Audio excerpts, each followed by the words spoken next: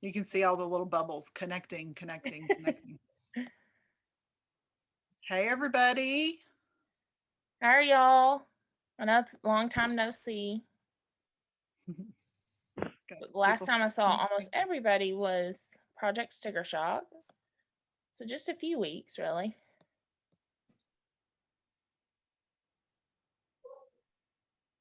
And if y'all will do me a favor, once you've entered, if y'all will put your full name in the chat. I say full name because some of y'all have the same first name, so put your full name in the chat for attendance.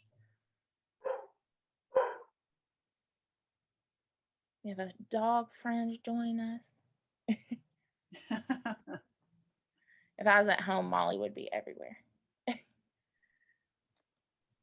Okay, good. And you can turn on your cameras if you like, but you don't have to. This is Mr. Bennett. He works at Woodland Heights. He is going to talk to y'all about some stats and some real interesting stuff. Hello. No people are joining. Yes, sir. Still got some bubbles. Looks like people are still trying to connect. Yeah.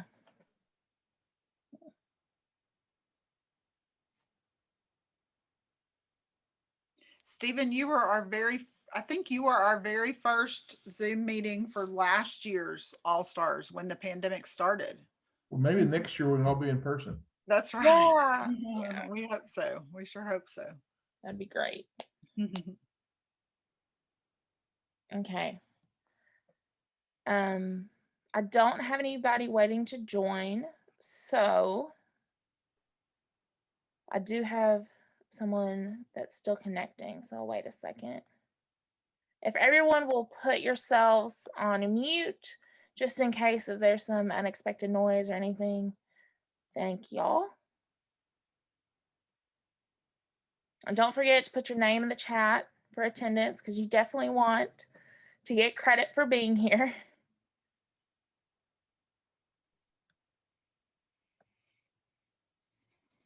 And I'll post this recording on YouTube tomorrow. I think that's Zach. He's been trying to connect for a long time. Yeah. Zach, you may want to. Oh, Zach, did you join? Yay. There. Okay. Y'all, this is Mr. Stephen Bennett. He works for Woodland Heights, and he's going to talk to y'all about what he does, all some great information. And then at the end of that, I have quite a few of very important announcements to go over. So don't leave after he's done, okay?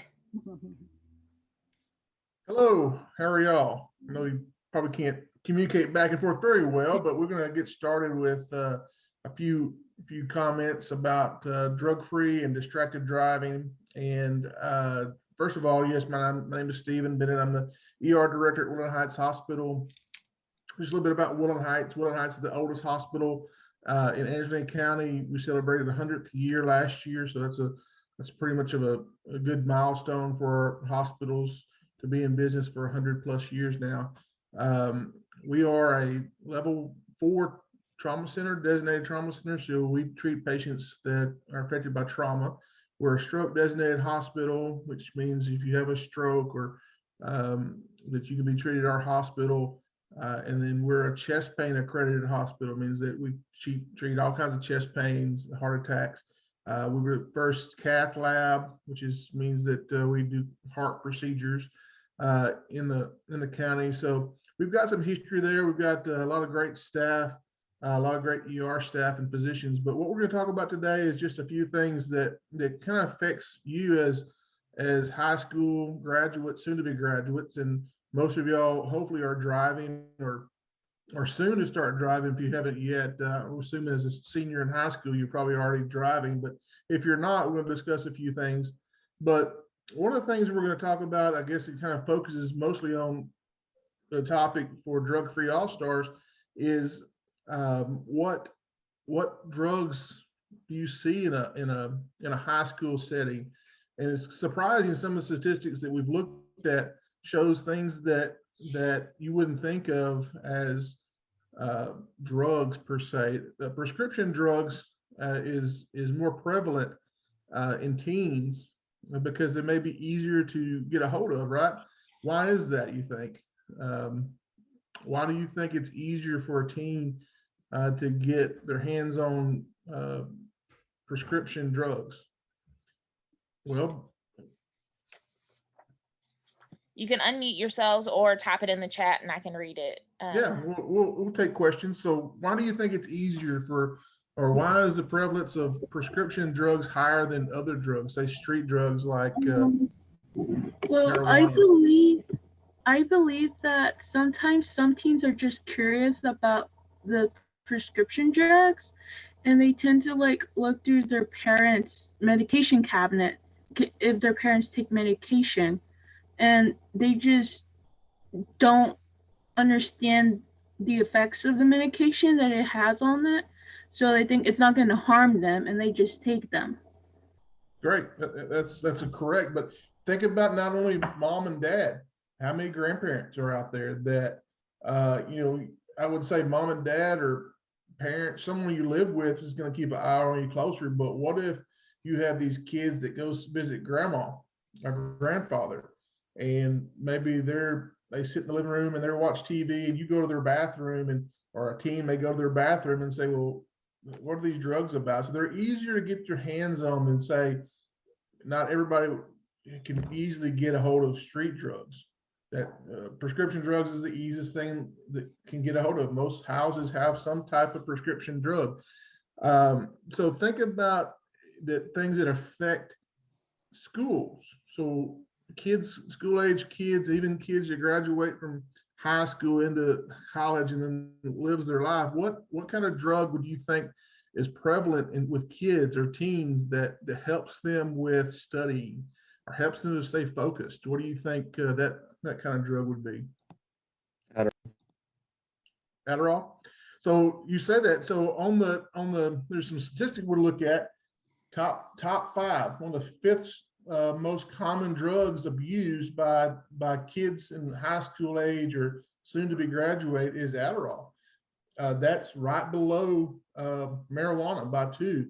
That's right below the top drug, which is alcohol. So Adderall is very easy for teenage kids. A lot of kids are on Adderall, which is a great drug to help kids focus so they can learn in school and graduate and take classes that is not distracted as much. So some kids may take Adderall and sell it to their friends, right?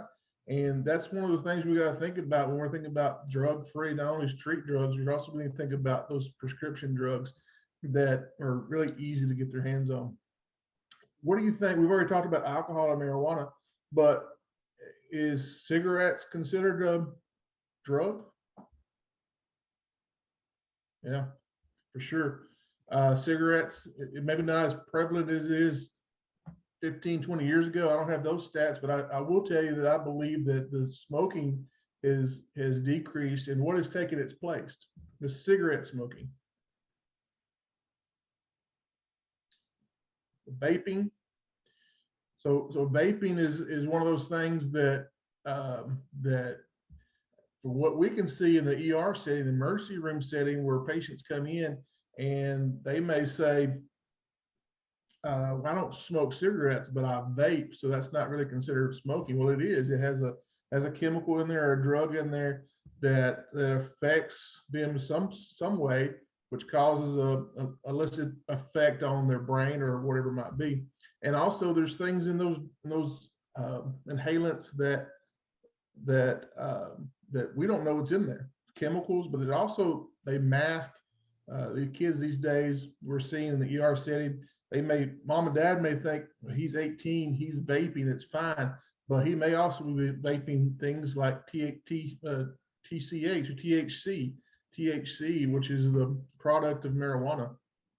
So that's one of the things that we see every day in a hospital setting, where when we ask kids or parents that come in, do they take drugs or any kind of street drugs? The answer is no. But then when we dig a little bit deeper, The answer is really yes, because they may take pharmaceutical drugs. So any questions about that? Kind of what we see on a daily basis in the ER from kids? I have a question. Sure, go ahead.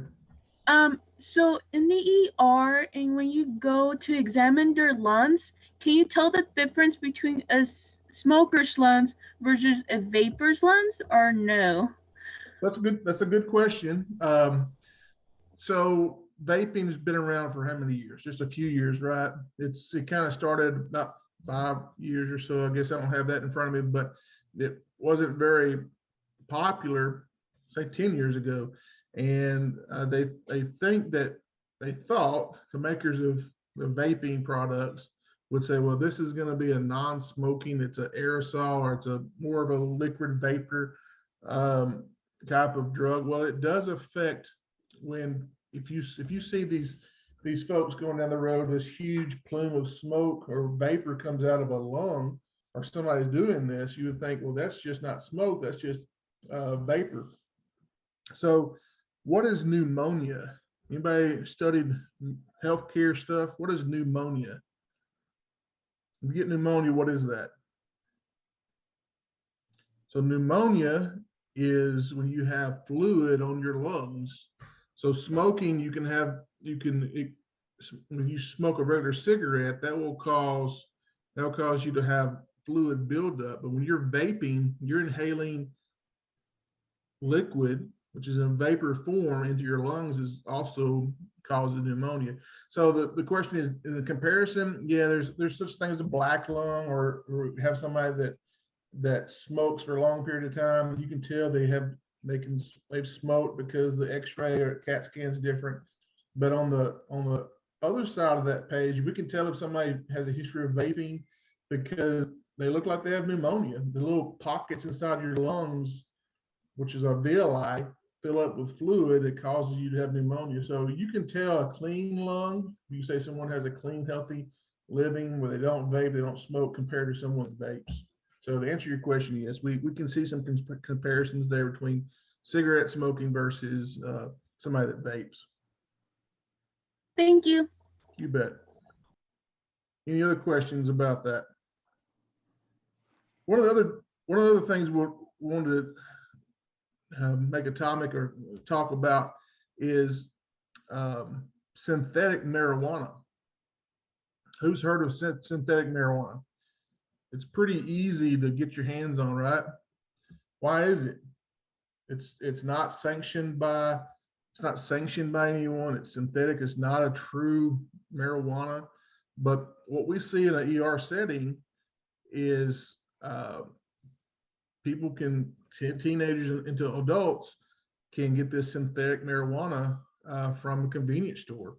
It's easy to buy. It's easy to get your hands on, but there's some studies out there that really says that, yeah, marijuana is bad. It's a drug that we don't want anybody to be on. But synthetic marijuana is even worse because it's made of chemicals, or it's made of something that's not from a plant-based drug product.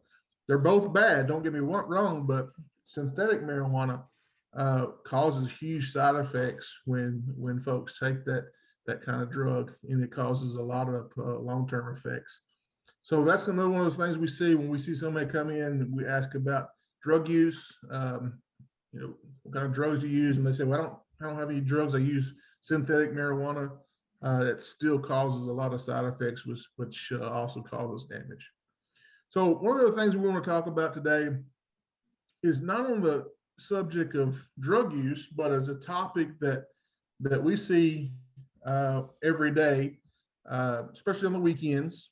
And it's something that as drivers do every day. And we've talked about this every time we talk in front of Drug Free All-Stars. I like to interject this thing because it really saves lives. If you're a driver, who wants to answer what causes the most wrecks today on average in comparison to 2090 or 1990? 2090, wow. So 1990, in comparison to 1990 and today, what causes the most wrecks? Texting and driving. Texting and driving. Anybody else heard of that before? That causes lots of wrecks and injuries? Well, it's not only texting and driving, it's distracted driver. It could be as easily as turning your radio on. We've heard multiple times where young men and women, they'll drop something on the floor and they go to pick it up, and it causes a distracted driving and causes someone to overreact and steer their car off the road and have a wreck. So distracting driving is a huge problem in the nation. The state of Texas for trauma programs have an initiative saying, let's stop distracted driving. And who has driven down the road and see these signs that says, it's a big yellow sign when you come in construction zone. It has a cell phone on it. And it talks about call some other time or text some other time. So that's one of the things that we want to push forward with y'all is to understand that distracted driving really causes a lot of accidents and does cause death. It's not only texting, it's changing the radio, it's eating, it's your friend in the car making conversation. It's multiple of the things that you as drivers, new drivers, most of you are in high school that are maybe graduating, haven't been driving for very long, but it's very dangerous when you consider distracted driving is one of the leading causes of death and injury in automobiles. Any questions about that? So that's my challenge to you is we have what, 10 or 12 folks on the line here. Yeah. My challenge to you is challenge your friends. Is you see them texting and driving, you see them having a distracted driving, challenge them to not do that, because we don't want to see you in the ER. We don't want to see you have an accident. We want you to see you graduate and go to college and become great public servants or whatever you choose to do. But my goal for you is if you see someone today that is doing some sort of distracted driving, challenge them not to do that. Put that phone down or stop eating while they're driving or don't mess with their telephone. So I challenge you to do that. And I challenge you to challenge your friends not to do it.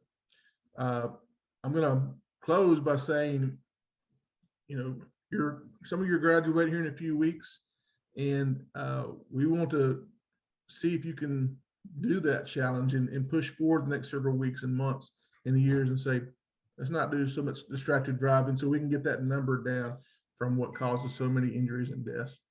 So any questions for me? Y'all have any questions about any of the facts he talked about or anything having to deal with the hospital or any other information? I know a few people just came off of mute. Mr. Bennett, how long have you been working in the ER for Willen Heights? So I've been in healthcare since 1998. I started out as a paramedic or EMT, riding around in ambulances. And then I went from there to working at the other hospital in town, Memorial. I worked there as a tech, which is assistant to nurses. And then I went to work in surgery, and I worked in surgery in the heart program. We did heart surgeries back before I got out of RN school. And then once I got out of RN school, I went back to the ER, and I've been working the ER right now about 12 years, with 5 of those years being at Willen Heights. I ask this question every year, who wants to be in healthcare? You can give it thumbs up. Tiffany does. Emma does. If anyone else doesn't have their camera on, you can give a thumbs up too. Let me see. Who's this? I can't see. So a few of y'all. So healthcare is a very challenging career. I challenge you to look into that. We know what the last year and 3 months has been like, right?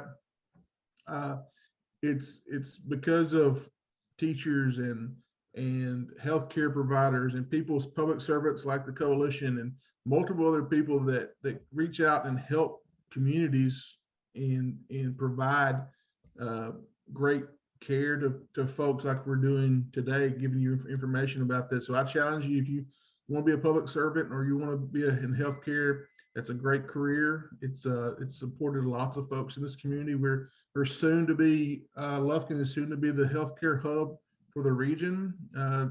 We employ both hospitals and mental health and nursing homes and home health employ more than any other employer in Angelina County or Lufkin, I would say. There's so many home health and hospital resources now. So we have good programs. Angelina College is a great nursing school. I'm biased because I went to school at Angelina College. SFA has a great program for a 4-year degree.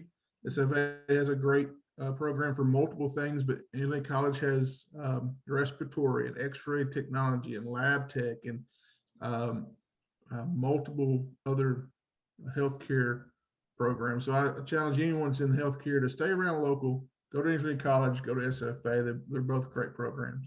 Yeah. One more question Emma put in the chat. From what you have seen, what drug has hospitalized people the most? So street drug, it would be methamphetamine. That's more prevalent than anything else. We talked about synthetic marijuana. That synthetic marijuana causes effects that we can't test for that because it's synthetic, and we really don't know what it is until we ask somebody that family that may take it. But synthetic marijuana is a huge for younger adults with an immune system that's very low, and then methamphetamine causes so many side effects and so many issues and causes long-term effects. So I would say those are the top two. Yeah. Alcohol is going to be one of those that when you drink alcohol for multiple years, it causes long-term effects like cirrhosis of the liver. It causes mental health issues called alcoholic dementia, multiple other things it causes long-term effects. Yeah. I would say alcohol number one, and then methamphetamines in our region, and then synthetic marijuana. Yeah. And I'm glad you mentioned our region because, like all different areas of Texas have different prominent drugs. Any more questions y'all have for Mr. Bennett? Y'all can put them in the chat.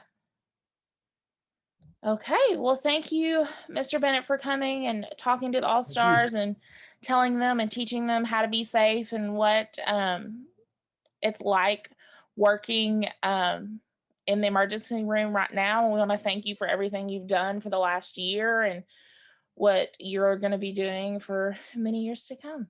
Well, thank you. The nurses that work in the ER, I'm a director of multiple nurses, and they've done an excellent job over the last year. All the credit goes to the healthcare providers that they're out there in the ER every day. I'm the background, the backbone, I guess, in the office and making sure they get everything they need. So appreciate it. Everything y'all do. If y'all need anything from us at Woodland Heights, please welcome to come by and see us, and we'll help you out. Perfect. Thank you. All right. Thank you. Okay, All-Stars, I'm going to start a PowerPoint, and I just have some announcements and some good information to go over. 1 second. Okay, let's see here.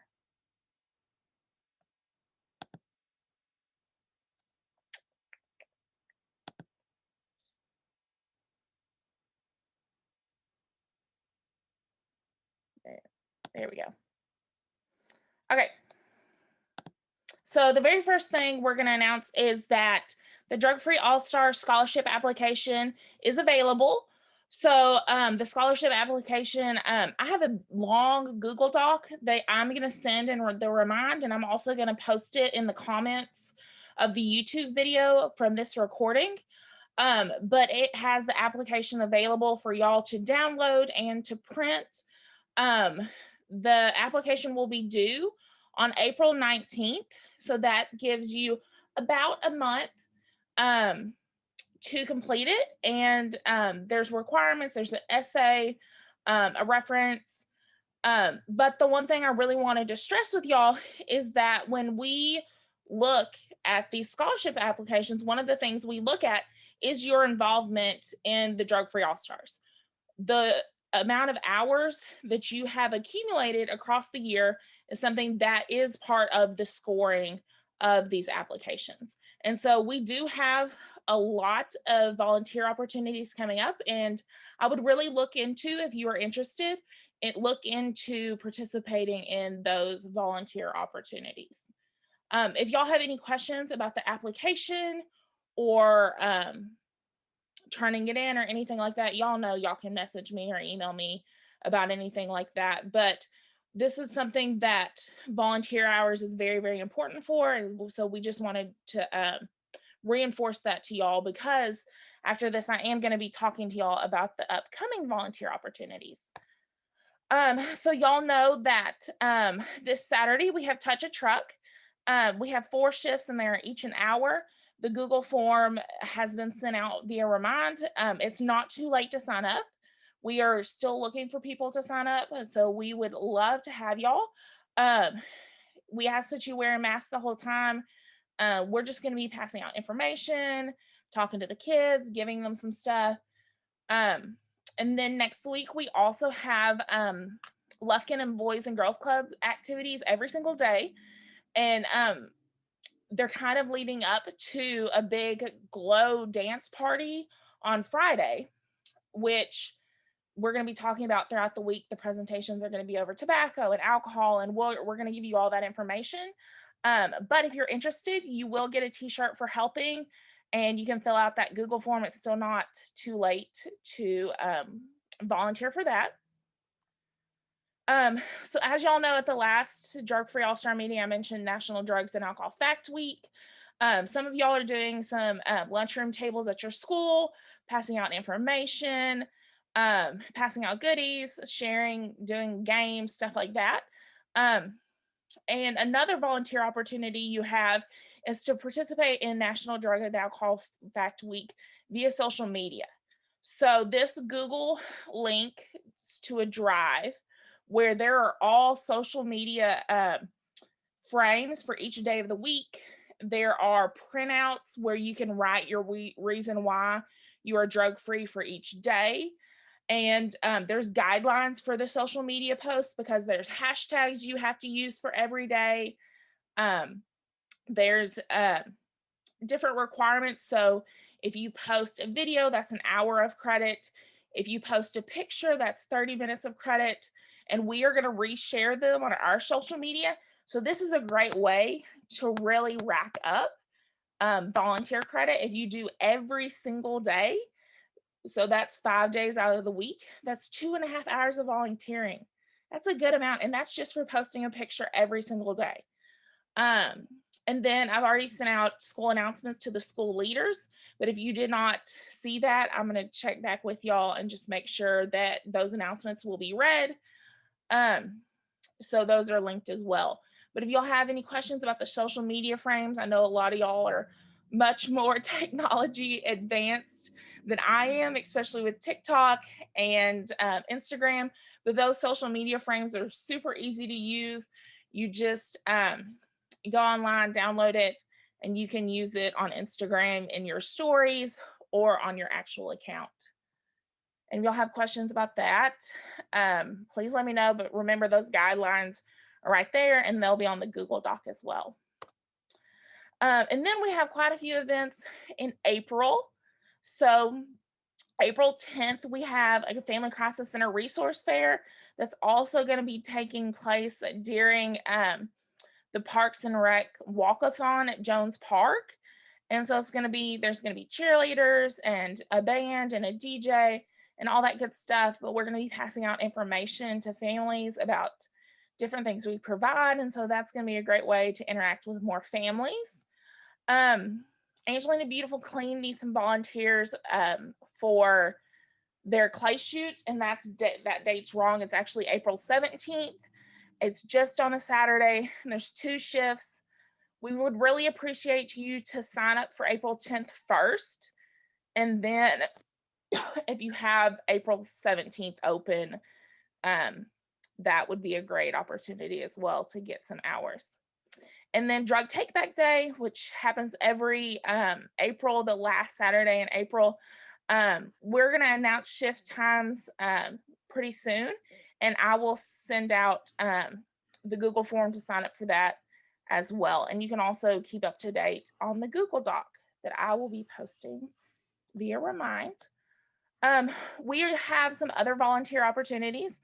we're gonna allow y'all the opportunity to volunteer at the vaccine clinic with the health district. I'm gonna send out, starting next Wednesday, I will send out a Google form for you to sign up for a shift the next Thursday. Does that make sense? So next, the 24th, I will send out a Google form for you to sign up for April 1st. Does that sound good? And then you will have to sign up by 8 a.m. the Monday, the week of the shift. There's going to be 2 shifts, 7:45 to 11:30 and 11:15 to 4. The 4 o'clock may finish earlier, but you'll still get all your hours for working it. And I will be sending out excuses to all your schools, so it will not be an unexcused absence. They're going to know that you're going to be volunteering with the Drug Free All-Stars.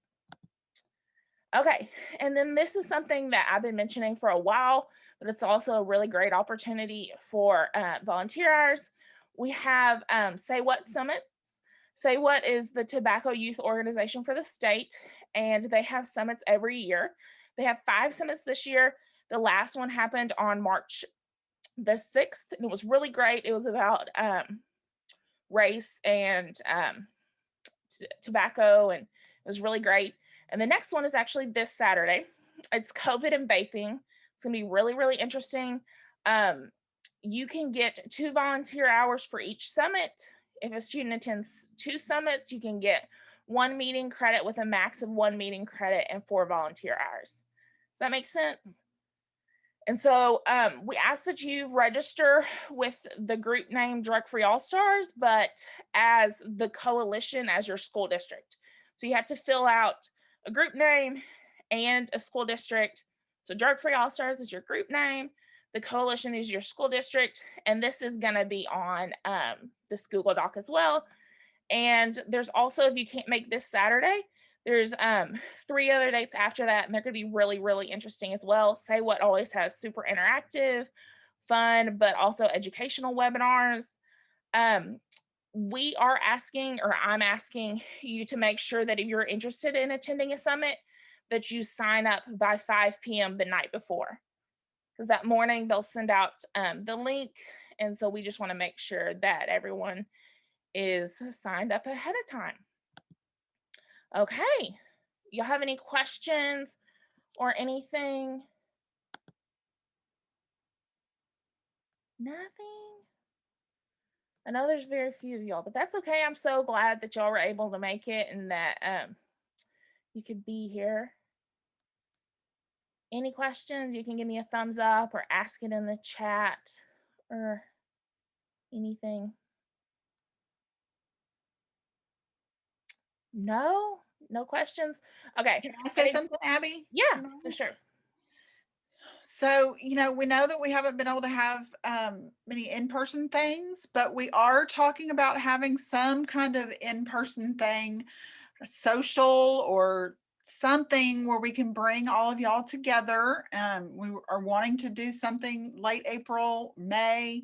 So if you guys have any ideas for what we could do, then let Abby know. If you have any ideas for activities, or if we could do it like a picnic in the park, or whatever, send those ideas to Abby, because we would really like to have you guys have a chance to be able to meet each other across the different schools, because that's one of the benefits of being an all-stars, being able to see all of the people at the different schools that are like you and choose a drug-free and alcohol-free life. So if you have ideas for an activity or a social type event that we could do, then please let Abby know.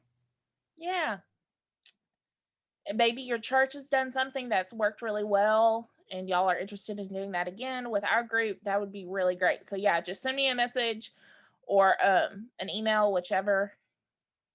Okay, no more questions. Y'all look out for this Google Doc. If you have any questions or want to make sure that you heard right, you can re-listen to the YouTube video. But thank y'all so much for coming. I know this was last minute, so I really do appreciate all y'all for showing up. Thank y'all. I saw your little bunny, Jacob. It's really cute.